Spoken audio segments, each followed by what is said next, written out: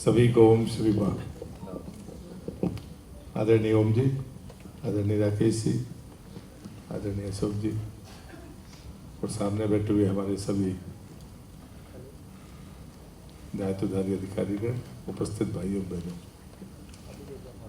प्रश्न आपने मुझसे किया है कि मेरा संबंध मां नर्मदा से कैसे हुआ, तो ये तो पीढ़ियों का है।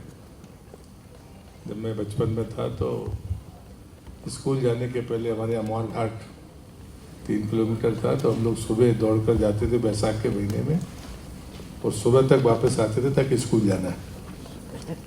तो ये परंपरा तो हमारे पुरखों की दी हुई है, इसमें मेरा कुछ नहीं है।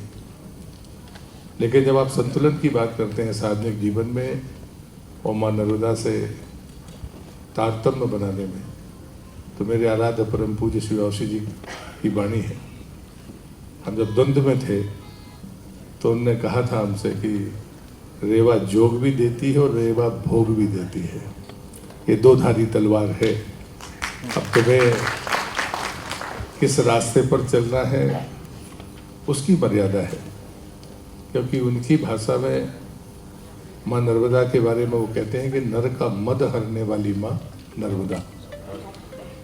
तो अहंकार से मुक्त होना है तो नर्मदा के किनारे जाना पड़ेगा।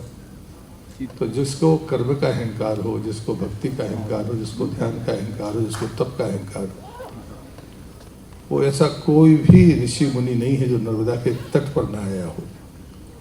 अहंकार को समन करने का सिर्फ एक ही किनारा है, वो मां नर्मदा का किनारा है। तो साधनिक जीवन वाले को तो नर्मदा के किनारे जाना ही चाहिए, क्योंकि सत्ता मद देती है, वो अहंकार पैदा करती है, और अगर उसका समन करना है तो मां नर्मदा के तट पर ही आपको जाना होगा। जहाँ तक सवाल मां तुम बहती रहो, ये हमारी इच्छा है, हम सबकी इच्छा है, हम सबका संकल्प है और हम सबका भविष्य भी है।